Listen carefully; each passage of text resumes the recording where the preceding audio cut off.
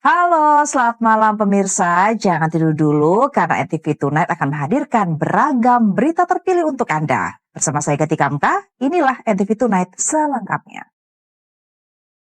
Pemirsa, seekor biawak berukuran besar membuat gempar jamaah Masjid Al-Ma'rifah di kawasan Rawabuaya, Cengkareng, Jakarta Barat.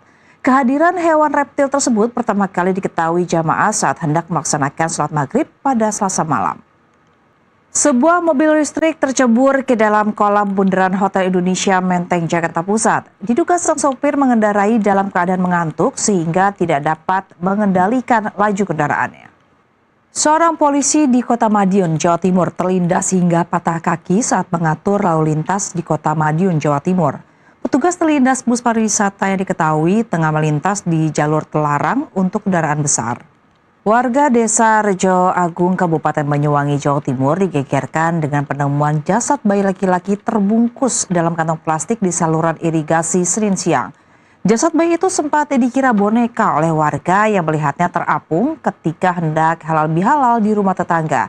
Diduga bayi tersebut dibuang oleh orang tuanya. Seorang anak usia 10 tahun di Blora, Jawa Tengah tewas usai terkena ledakan mercon. Sementara dua rekannya mengalami luka di bagian kaki. Pemirsa, arus balik pada gelombang kedua diprediksi terjadi pada 28 dan 29 Maret 2026. Diperkirakan sekitar 91.000 kendaraan akan melalui gerbang tol Cikatama. Dan untuk mengetahui kondisi terkini arus balik dari gerbang tol Cikatama, kami telah tergabung bersama dengan jurnalis NTV Sela Rizky. Kita lanjutkan informasi berikutnya. Meski sudah memasuki puncak arus balik, namun kepadatan lalu lintas di jalur wisata Garut, Jawa Barat terus terjadi sejak siang hingga malam hari. Buka tutup jalur masih terus dilakukan untuk mengurai kepadatan. Puncak pertama arus balik Lebaran 2026 di Pelabuhan Bekahuni, Lampung Selatan mulai terjadi pada Selasa 24 Maret. Kantong-kantong parkir di dermaga eksekutif maupun reguler terisi penuh oleh pemudik yang akan menyeberang ke Pulau Jawa. Gelombang ribuan pemudik asal Pulau Jawa dan Sumatera terus berdatangan kembali ke Jakarta melalui terminal bus Kalideres Jakarta Barat Rabu pagi. Selain lelah, sempat terjebak kepadatan lalu lintas di sejumlah titik. Para pemudik bersyukur kembali ke Jakarta untuk bekerja. Arus balik Lebaran identik dengan antrian panjang di rest area. Jangan sampai waktu istirahatmu malah bikin perjalanan makin lama. Arus balik Lebaran tak hanya soal perjalanan pulang, tapi juga soal mengatur waktu dengan bijak di tengah padatnya rest area. Pada puncak arus balik, ada yang terlihat unik di kantong parkir sepeda motor Pelabuhan Bekahuni. Ada pemudik asal Padang yang mengendarai bentor yang dimodifikasi menyerupai rumah gadang. Sontak aksi ini mencuri perhatian pemudik lain. Pemerintah meminta masyarakat atur waktu kepulangan dan memaksimalkan waktu bekerja dari mana saja yang telah diberlakukan. Hal ini dilakukan guna mengurai kemacetan puncak arus balik yang diprediksi terjadi pada 24 dan 25 Maret dan juga 28 hingga 29 Maret mendatang. Alami kebocoran gas sebuah toko jasa Binatu di Jalan Kelapa Nias, Kelapa Gading, Jakarta Utara, Rabu sore hangus terbakar. Akibat peristiwa ini, 2 orang karyawan mengalami luka bakar ringan dan langsung dilarikan ke puskesmas terdekat untuk mendapatkan penanganan medis. Kematian pensiunan operator peti kemas PT JICT Ermanto Usman masih menyisakan tanda tanya bagi keluarga korban.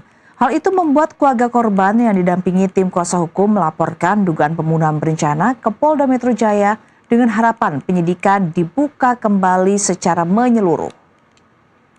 Kodam Iskandar Muda terus mengebut pembangunan jembatan Beli di sejumlah wilayah di Aceh. Hingga Maret 2026, perkembangan pembangunan telah mencapai lebih dari setengah target sebagai upaya mempercepat akses transportasi dan mendukung pertumbuhan ekonomi masyarakat. Anak Presiden Prabowo Subianto, Didit Prabowo, melakukan silaturahmi ke beberapa mantan presiden. Dalam kunjungannya, Didit juga diberikan ucapan selamat ulang tahun. Kawasan bibir pantai Carita, Kabupaten Pandeglang kotor karena penuh dengan tumpukan sampah plastik limbah rumah tangga.